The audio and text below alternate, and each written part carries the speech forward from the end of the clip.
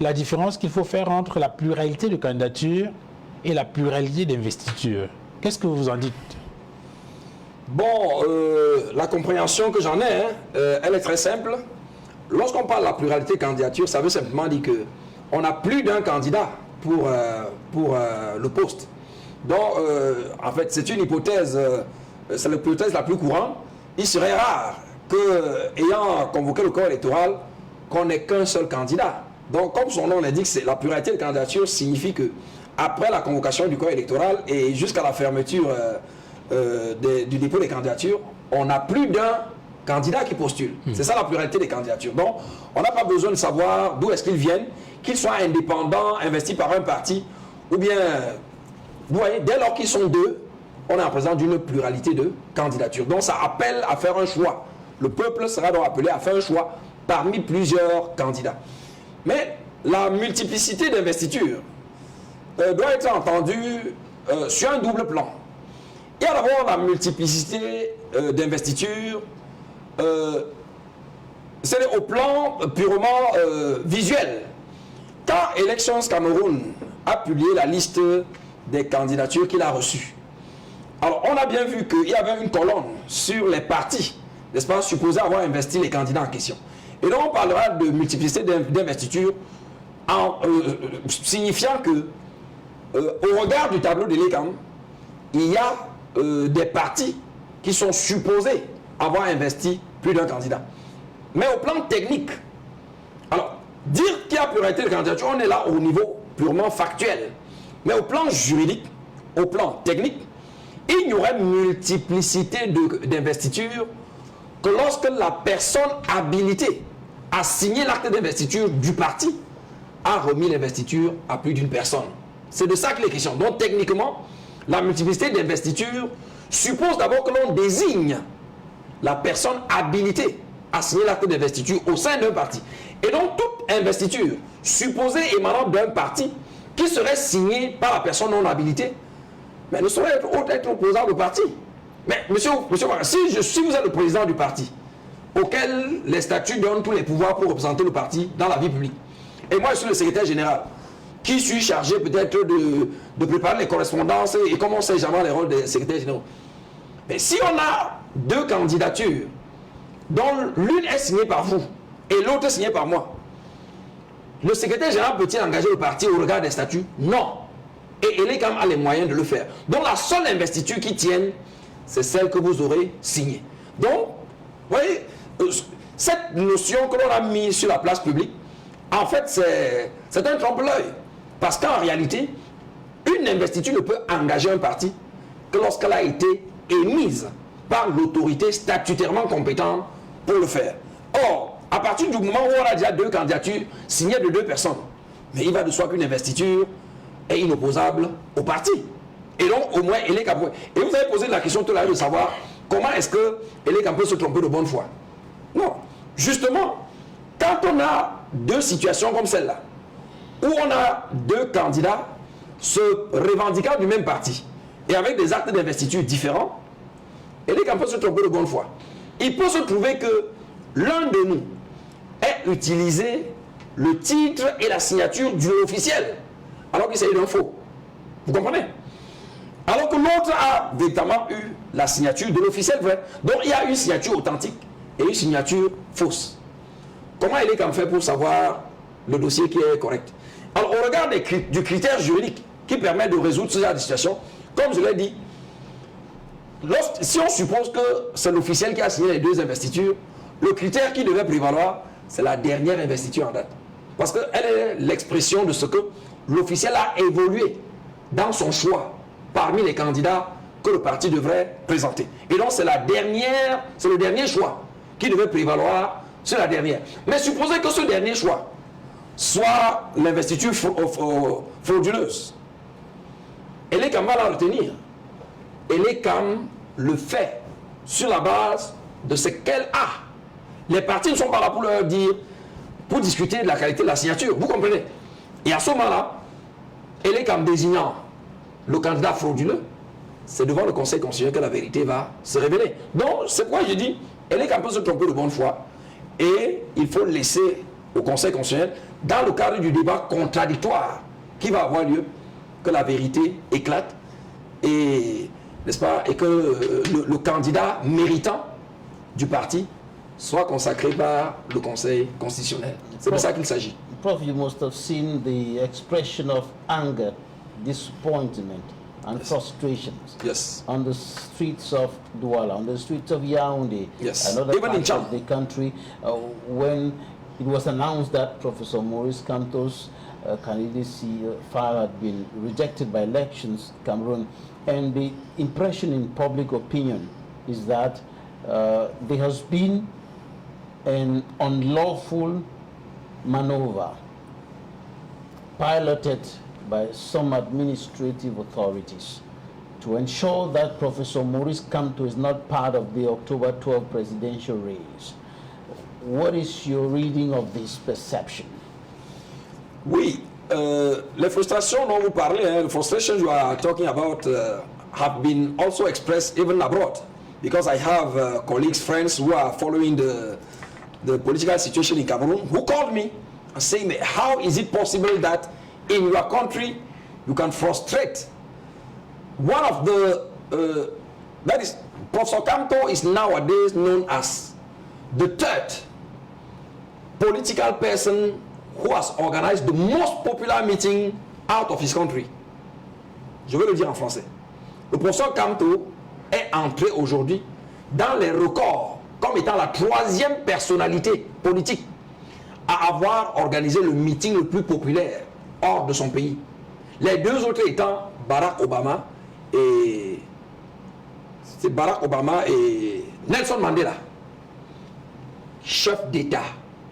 Ils étaient en position de chef d'État. Ça veut dire qu'ils n'ont battu Kamto qu'au regard justement, n'est-ce pas, de l'aura qui était attachée à leur fonction. Le meeting de Paris que Kamto a organisé a émerveillé le monde. Et aujourd'hui, on considère que c'est le troisième meeting le plus grand au monde, organisé par une personnalité politique hors de son pays. Donc quand les gens m'appellent, c'est l'une des questions qu'ils posent. Mais comment ton pays, quelle est la rationalité dans ton pays? Que vous puissiez imaginer une élection sans la personnalité qui a battu l'un des records mondiaux en termes de mobilisation à l'étranger. Mais si quelqu'un peut mobiliser tant à l'étranger pour être le troisième effectif, à plus forte raison dans son propre pays. Et deuxièmement, l'argument qu'on dit, mais comment est-ce que vous pouvez organiser les résultats officiels avaient donné Kamto deuxième de l'élection présidentielle 2018. Si le professeur Kamto s'était retiré, on comprendrait. Mais à partir du moment où il manifeste la volonté d'y aller, c'est une aberration de penser qu'on puisse organiser de telles élections sans lui. Et surtout qu'entre-temps, le professeur Kamto a gardé quand même l'animation de la vie politique au Cameroun. Donc, people were frustrated, and I said that I was called upon as Professor Mr. Mamadou Mouta, as Ekane Anisse, myself. I published a video to calm down people, because I had to explain them that the resolutions of the Electoral Board is just a provisional. It's not final. They are very provisional. It means that they can be modified. Even those candidatures that have been accepted. Because as I was explaining, Elecam can commit an error of good faith.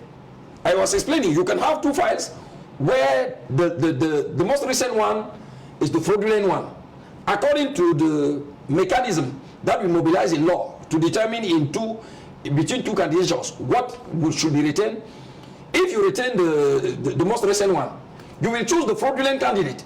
It is only before the Constitutional Council that the truth will appear, and that's where it will be rectified. So we had all. I myself was implicated in calming down the population because the frustration was high. And you give me the occasion to tell those who are in charge of the electoral competition to make a lot of attention. I have been part of the UN personnel in Côte d'Ivoire. I went there to solve situation of statelessness, like situation d'apatridie. The political crisis in Côte d'Ivoire had no other cause than than the situation of statelessness created by political actors in order to frustrate the candidature of Alassane Dramane Ouattara. Because he was removed his Ivorian nationality, he became stateless. Il est devenu apatride.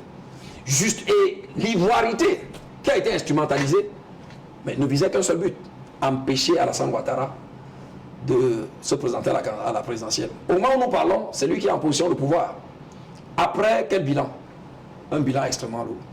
Je crois que ceux qui ont la responsabilité de régler le contentieux électoral sont à l'écoute des messages que les Camerounais leur annoncent. Je crois que ce n'est pas une faveur au regard des éléments que Duval a présentés tout à l'heure dans le contentieux entre Dieudonné Yebgar et Kamto. Je crois que chacun a pu se faire une religion, notamment à partir du communiqué du ministre de l'administration territoriale, qui a bien révélé que le nom qui a voulu insérer n'avait aucun fondement légal. C'est la tutelle des partis politiques qui le dit. Et donc, vraiment, j'espère que ce message a une résonance positive dans les oreilles des membres du Conseil constitutionnel qui ont entre leurs mains la solution de la stabilité de notre pays. Personne ne souhaiterait vraiment voir la situation ivoirienne ou bien la situation sénégalaise se reproduire au Cameroun. Sonko Diomaye est actuellement au pouvoir. Mais à quel prix? Les Sénégalais ont dû périr. Pas parce qu'ils ont ordonné qu'on tue les Sénégalais, mais parce que le peuple avait soif de changement. C'est la situation que l'on observe au Cameroun. But when you look at what is happening, are we at that level qualified by Mesanga Nyandine, Professor Mesanga Nyandine, as Kamtophobia? Are we there? Is it that bad? Bon, we are not far from there. We know that we also heard a political leader on a TV channel openly declaring that he hates Kamto and things like that. But we are not far from there. Because when you see, when this question of mandat imperatif, imposed mandate, void imposed mandate was in debate, all those CPDM supporters, they were saying that Professor Kamto has no choice than to be presented by a political party who has elected officials since 2020. That was their conclusion. Huh? They said Professor Kamto has only one solution. It is to be presented by a political party who has elected officials since 2020. Professor Kamto has chosen, even politically, c'est-à-dire qu'à partir d'une stratégie technique, parce que l'investiture par le Manidem, au plan politique, présente plus d'atout pour le MRC que la candidature par le MRC. Et là, je veux répondre à mes contracteurs qui estiment qu'en choisissant, n'est-ce pas, d'être investi par un parti tiers, le professeur Kamto ne croyait pas lui-même à la théorie du mandat impératif. C'est faux. Si le professeur Kamto choisissait d'être investi par le MRC, il se limiterait à un électorat déjà acquis. Puisque tous les militants et sympathisants du MRC sont déjà des acquis du candidat du professeur Kamto. S'il sortait du MRC pour rester dans le cadre de l'APC, mais l'APC fonctionnait depuis plus d'1 an, c'est également un territoire acquis. Jusqu'à l'investiture, le Manidem n'était pas parti de l'APC. Au plan politique, il était plus stratégique pour le professeur Kamto d'aller pêcher ailleurs. Et en pêchant le Manidem, le professeur Kamto a saisi un gros morceau. Parce que le Manidem revendique l'héritage, n'est-ce pas, du nationalisme camerounais. Et donc, au plan stratégique, au plan politique, il a ratissé large. Parce qu'autour du Manidem, actuellement, on peut fédérer toutes les divisions de l'UPC. Parce qu'ils vont se retrouver dans une nouvelle impulsion, vous comprenez, qui permet, donc, pour gagner l'élection présidentielle, on n'a pas besoin de se limiter à ces militants. On doit penser au maximum de Camerounais, au plan stratégique, une investiture par le Manidem présentée pour le professeur Kamto, plus d'atout qu'une investiture par le MRC ou bien par un autre parti militant de l'APC. Parce que là, il se serait confiné à un territoire déjà acquis. Il fallait aller plus loin. Il faut que les gens comprennent ça. Donc, je pense que, when we are talking of Kamtophobia, it is obvious. Because they indicated an option that Professor Kamto chose. But after choosing that, we've heard the outcoming of Minister Jean de Dieu Momo, Grégoire Ona, attacking his candidature again. But what are they looking for? Professor Kamto has even resigned from CRM to join Manidem. They still continue to follow him there. So it was not a matter of hatred against CRM only. It is a question of the person, Professor Kamto. And there were a lot of issues about the legalization of his resignation. No. That was Professor Kamto has called. That he was supposed to present it to an authority and things like that. I am sorry to say that the minister said what Professor Kamto has called le droit du quartier. Because you can read, you can take the law of 1990 governing political parties. The modifications concerned by Section 5 of that law of 1990 doesn't even concern the change in the leadership of the party. It concerns the change in the name, and not even the responsible. And technically, the aim of this section is what? Is to inform the administration that modifications has occurred. Modifications have occurred in the leadership in the configuration of the party, so that the administration will not act with a person who was. It is now to the CRM to determine the time where he will inform the administration. If the CRM chooses not to inform the administration, he cannot complain after if the administration sends his letter to Professor Kamto. So when he has resigned, he has nothing to do with the CRM. And that the obligation of informing the administration is not the obligation raised on a person. It is the obligation made by the party. It is the party to do those diligences. And when we after Professor Kamto resigned, he had nothing to do anymore. Okay? And this provision aimed at preventing the party to feel a damage because of the lack of information. Maybe the administration has done something which is not correct. Consider, for example, when FCC, when le RAP changed the name to FCC, quand le RAP a changé le nom à FCC, imagine that the administration has to pay some allowance to the RAP, okay? To the RAP, but this has become FCC. If now the documents of the party have already changed from RAP to FCC, and now the check that the administration has delivered is on the name of the RAP, you see that FCC will have problem in getting the money, because there have been modifications in the party that has not been taken to the knowledge of the administration. So it is the party who has the interest to inform the administration. If the party does not inform the administration, it changes nothing. Okay? The only sanction will be that the administration will continue to act with the party as if no modification has occurred. You understand me? So that was a declaration which has no legal ground. It was the droit du quartier, because you can read that provision, you will see that it has no relation with and before Kamto, Mr. Ekindi resigned from MP, no? Was he not the president? What were the formalities that Mr. Ekindi did before quitting MP?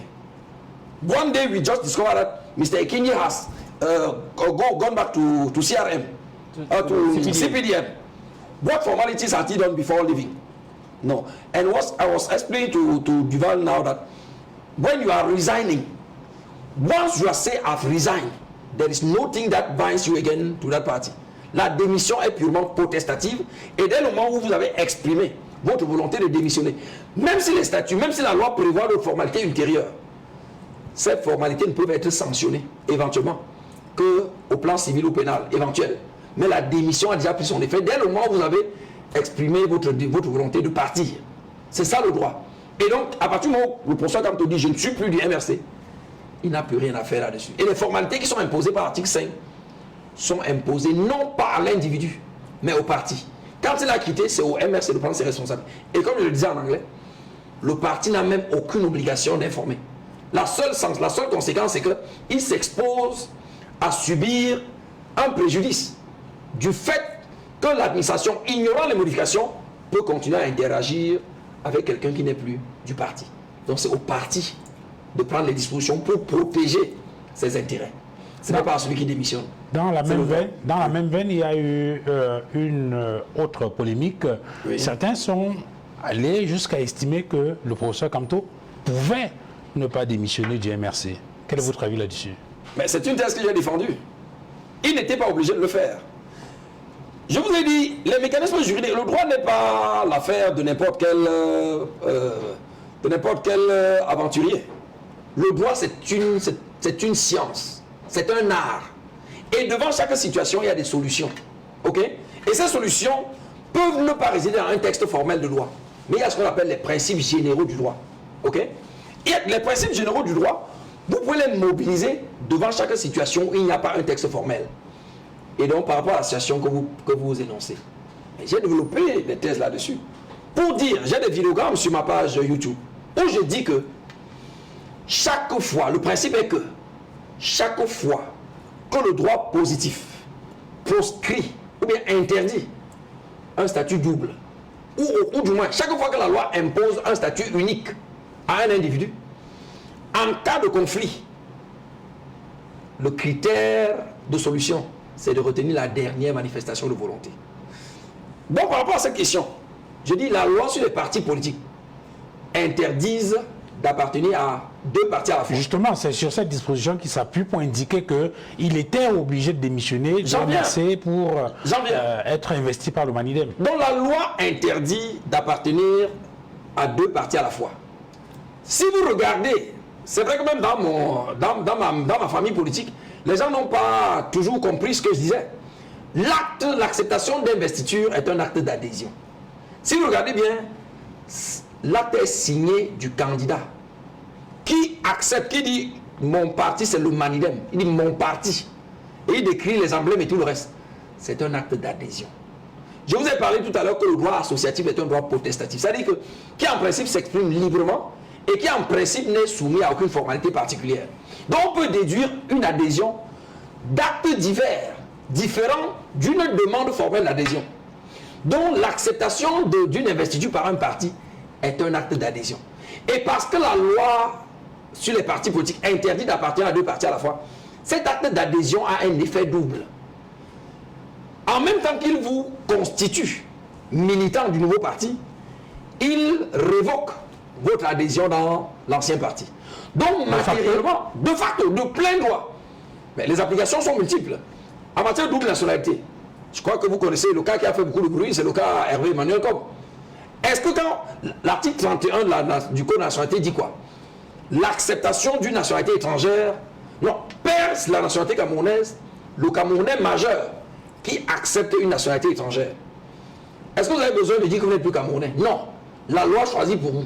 Elle vous dit, puisque vous avez accepté la nationalité gabonaise aujourd'hui, à partir de ce jour, vous êtes Gabonais et vous avez cessé d'être Camerounais.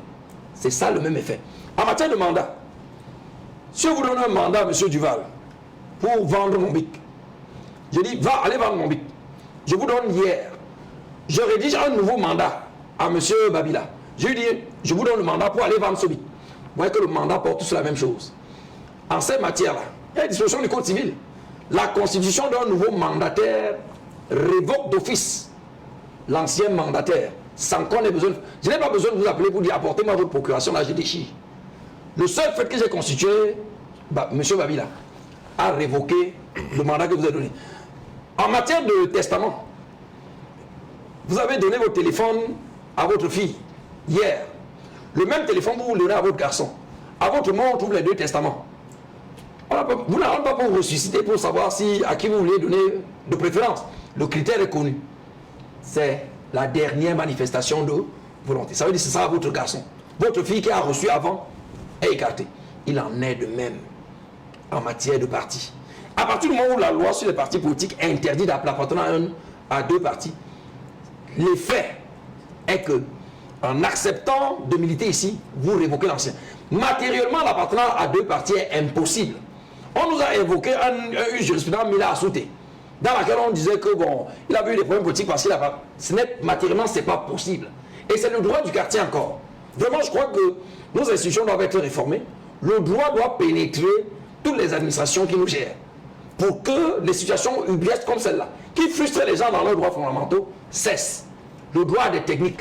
Donc on n'a pas besoin de démissionner formellement pour intégrer un autre parti. J'entends des... Et d'accord, je dis, l'un des plus grands nommés politiques, Sam Séverin Ango, pour ne pas le nommer. Est-ce que vous avez un jour vu un acte de démission de Sam Séverin Ango? Vous le voyez chaque fois adhérer de parti en parti. Avant de partir, il a laissé la démission où? L'adhésion à un nouveau parti révoque son adhésion dans l'ancien parti. J'entends des petites voix dire que ce n'est pas tout à fait le cas. Pour ce qui concerne par exemple les unions, je veux parler des mariages. Le premier mariage, oui. Puis un deuxième mariage. Oui. Le deuxième mariage étant annulé, oui. Dans le cas par exemple d'un mariage monogamique. Ce n'est pas tout à fait la même chose. Non, c'est parce qu'il y a des dispositions suffisamment claires là-dessus. J'envoie chacun lire l'article 73, l'article 63 de l'ordonnance de 1981. Je suis quand même spécialiste de la question. C'est vrai que j'ai un ouvrage... Tout à fait. Un ouvrage de référence sur l'état civil au Cameroun. Tout à fait, oui. L'article 63 dit quoi? Est nul de plein droit tout mariage polygamique contracté par un homme marié sous un régime manique non dissous. Oui. Mais la sanction est légale. Vous comprenez? Ça veut dire que le deuxième mariage n'a aucune valeur. Alors je voudrais... Donc là, c'est dans la loi. Mais quand la loi n'a rien dit, ce sont les techniques dont je vous parle là, qui s'appliquent. Et dans l'énumération, je crois qu'il a parlé de la nationalité, du mandat, du testament, notre application. Et donc, même en matière d'adhésion à un parti, la seule hypothèse, qui est d'ailleurs rare, où quelqu'un peut appartenir à deux partis à la fois, c'est de mettre les deux partis pour y adhérer au même moment. Est-ce que matériellement c'est possible? Non. Donc, l'appartenance à deux partis est une impossibilité de fait. C'est comme ça qu'on qualifie ça en droit. Alors, je voudrais qu'on a... Et donc, on n'a pas besoin, pour être investi par un parti, de démissionner. Parce que l'acte d'investiture, étant un acte d'adhésion, a pour effet de révoquer votre ancienne affiliation politique. Donc, c'est par précaution que le professeur Kanto l'a fait. Ok? C'est par précaution, connaissant l'environnement politique. Vous comprenez? Mais au plan de la technique juridique, il n'avait nullement besoin de le faire. C'est de ça qu'il s'agit. Donc, je voudrais, professeur, que qu'on rentre au Conseil constitutionnel. Oui.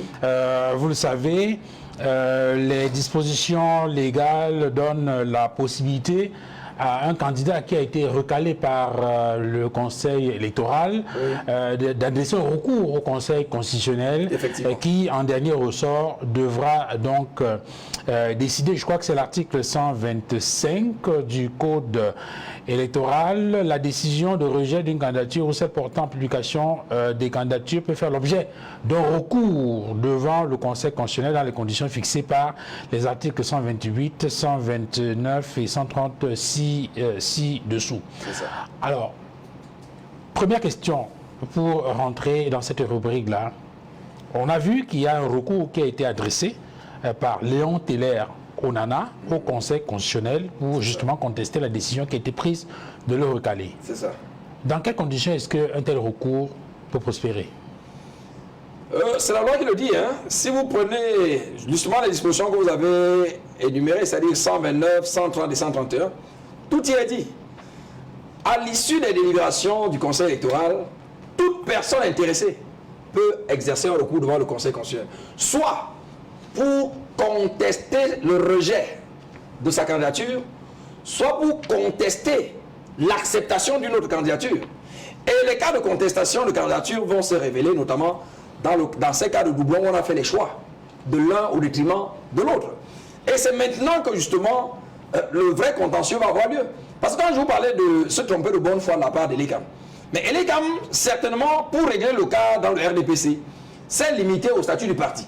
Et ayant lu dans les statuts du parti que le candidat naturel, c'est le président de la République, il a certainement, Elecam a certainement préféré le candidat Paul Biya au candidat Léon Teller Onana. Mais avec la réclamation de Léon Teller Onana, le contentieux va remonter dans le cadre d'un débat contradictoire. Et cela va obliger le Conseil constitutionnel à entrer dans les statuts du RDPC pour savoir si effectivement celui qui a investi le président Paul Biya avait la légitimité ou pas. Et c'est là où le risque devient sérieux. Parce que s'il apparaît en fin de compte qu'aucun organe au sein du RDPC n'avait plus qualité d'investir, la solution peut être dramatique. Ce sera le rejet de toutes les candidatures. Et là, ce n'est plus une violation de la théorie des droits fondamentaux. C'est qu'effectivement, personne n'a le pouvoir d'investir. C'est de ça qu'il est question. Et c'est ça le danger dont je parlais tout à l'heure. l'intrusion de Hélène Kamou du Conseil constitutionnel dans les statuts d'un parti ne s'impose que lorsqu'il y a dissension. Donc, les partis qui ont présenté un candidat unique n'auront aucun problème. Parce qu'on ne veut pas savoir comment ça fonctionne. Si quelqu'un était nerveux, il devait contester. Mais personne ne l'a fait. Donc, cela permet de valider l'unique candidature qui s'est présentée. Mais quand il y a des dissensions, cela oblige le juge à intervenir. Et cela, ça devient une question préalable avant le règlement de la question contentieuse. Donc le juge, le Conseil constitutionnel, en tant que juge électoral, mais on dit il a plénitude de juridiction pour régler toutes les questions gravitant autour de l'élection. Et donc, il peut entrer dans les statuts des partis parce que les statuts des partis sont la loi des partis.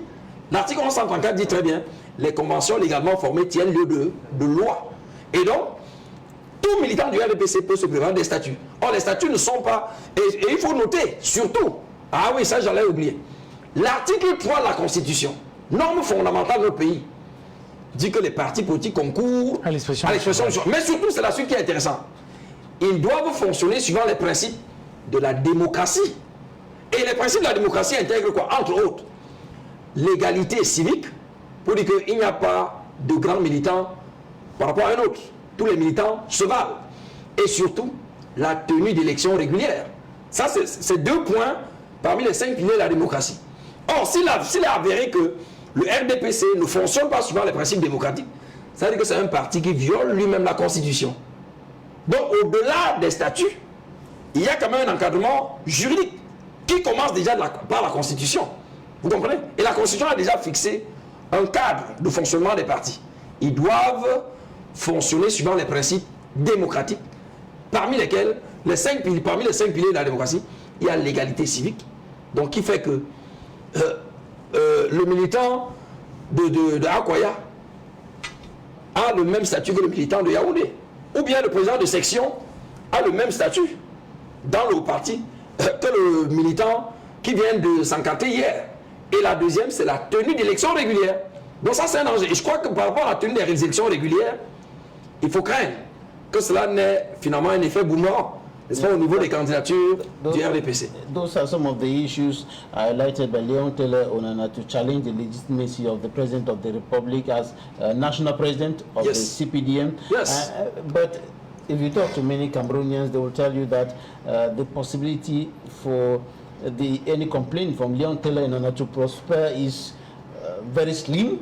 But about Professor Maurice Kamto, because that's where there are a lot of expectations, not only at the level of militants of the CRM or militants of Manidem or militants of the other political parties in the APC coalition, but from Cameroonians across the board, across the political lines.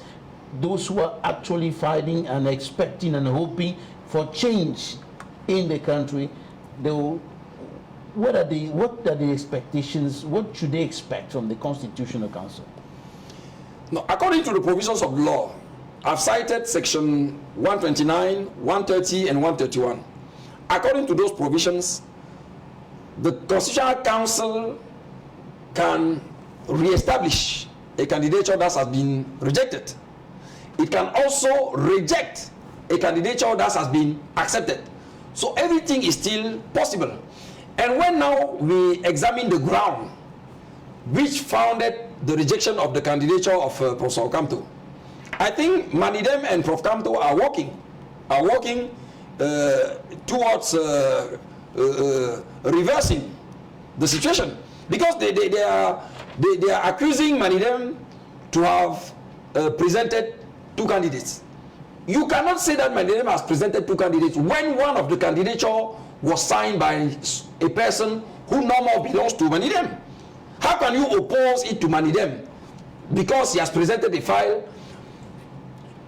pretending to be militant of Manidem, while he has been first dismissed, and who has taken part to the campaign of another party after his dismissal? You understand? So it is a matter which is very easy to be solved, and I think if the members of the Constitutional Council are of good faith, they will really solve that and prevent our country from facing the situation I was describing concerning Côte d'Ivoire or Senegal. We don't need blood to flow in our country. We don't need that. And I say we are political actors, we are living among our fellow countrymen. The tension on Saturday was very high. We had to do our best to calm down the tension.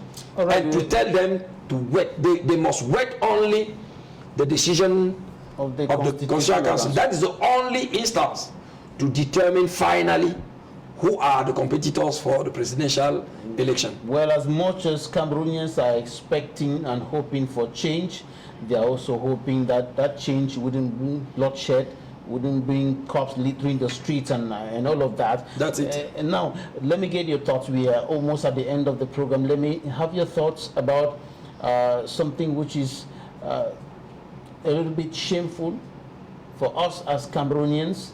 You must have heard or read Dr. Christopher Formier, Senior Associate for African Regional Director of the National Democratic Institute of International Affairs, who said the candidacy of President Paul Biya at the age of 82 is a shame to 30 million Cameroonians.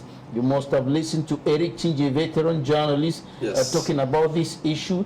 You must have listened to quite a good number of Cameroonians talking about this, and not only Cameroonians, Africans, Nigerian YouTubers, Ghanaians, Kenyans talking about it, and it has also become like a subject of mockery for Cameroonians. No, those people you are citing are not the only ones. When I started this, but should it be? Should this be a subject of mockery? I talked of the Nkom family. I saw a document signed by what we call les intellectuels camerounais. You have the Jean-Paul Bekolo, Alice Com and so on. We're asking for international intervention. No. I think you have not cited Achille Mbembe. Achille Mbembe has also said that at the age of Mr. Biya, he needs rest, more rest than an office. It is not the only. I express myself. You can go on my YouTube page, Le Droit de Saint-Français.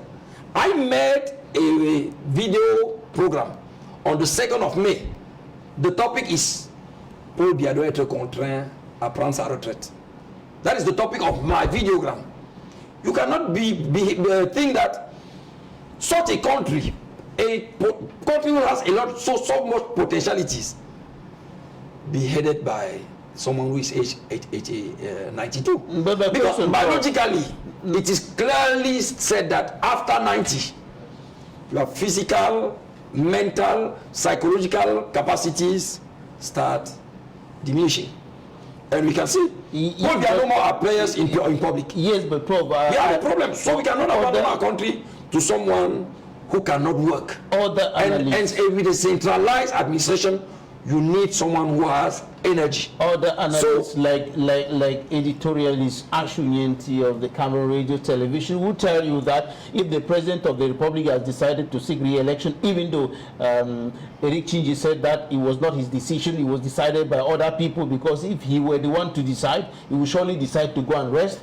But we know that his candidacy is there, and according to analysts like Ashu Nyenti, it's a proof that he's still capable, it's a proof that he thinks that he can still continue to lead the nation.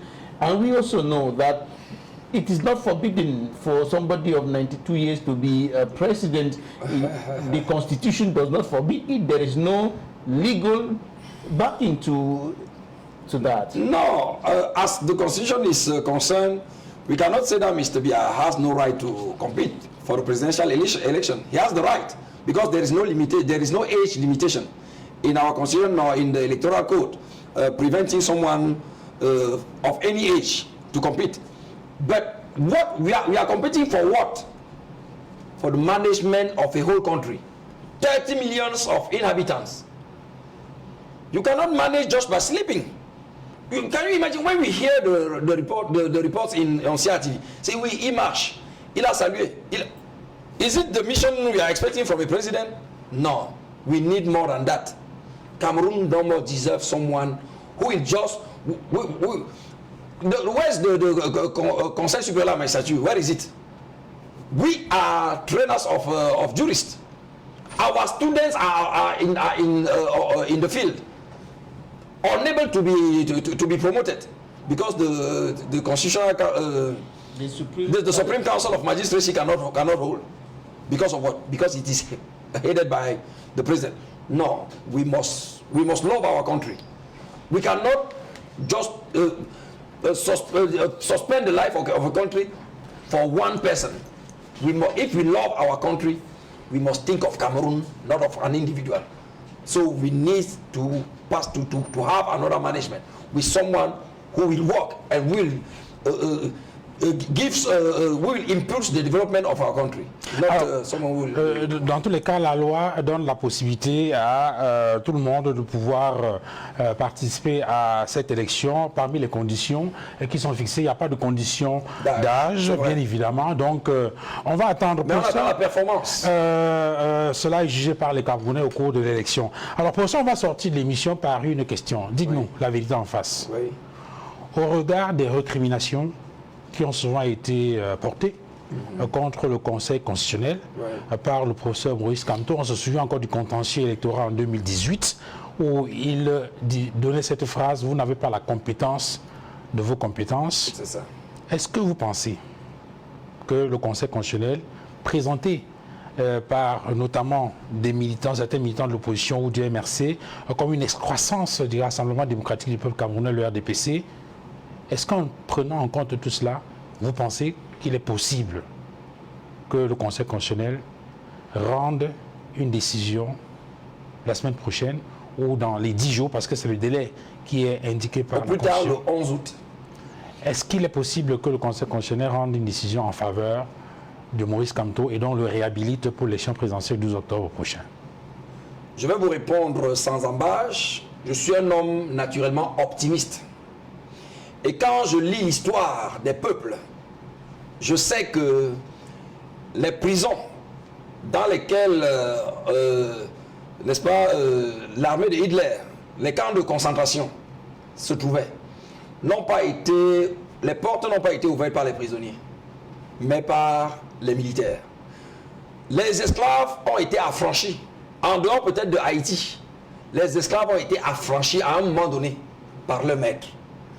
Parce que l'homme a en lui un moteur qu'on appelle la conscience.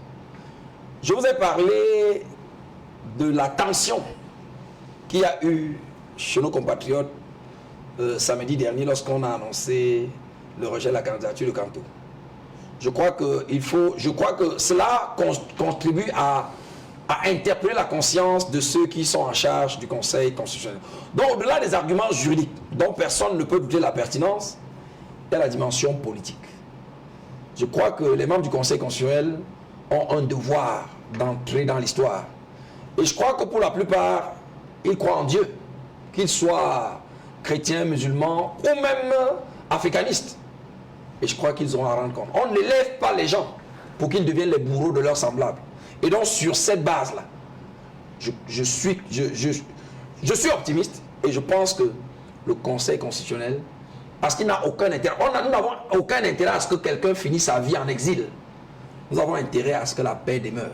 Et cette paix, c'est d'être du côté du droit. Lequel droit, au regard des données que nous avons, est en faveur du professeur Kamto. Et sur ce, je crois que sa candidature sera réhabilitée par le Conseil constitutionnel. On va terminer l'émission en rappelant cette disposition du Code électoral, c'est l'article 131. En cas de contestation ou de réclamations relatives au rejet ou à l'acceptation des candidatures, ainsi que celles relatives à la couleur, au sigle ou au symbole adopté par un candidat, le Conseil constitutionnel saisit, statue dans un délai maximum de 10 jours suivant le dépôt de la requête. On suppose donc au plus tard demain, puisque l'autre délai c'est 48 heures pour saisir le Conseil constitutionnel, au plus tard demain, tous ceux qui contestent cette décision devront donc saisir le Conseil constitutionnel qui a donc 10 jours pour rendre une décision définitive. Donc dans une dizaine de jours, effectivement, on sera fixé sur le contentieux préélectoral et on saura si le professeur Maurice Kamto le candidat du Manidem a été réhabilité et donc on va faire partie de cette élection présidentielle prévue le 12 octobre prochain. Merci professeur Moïse Simchon d'être venu sur le plateau de droit de la vérité en face sur Equinox Télévision. C'était un plaisir.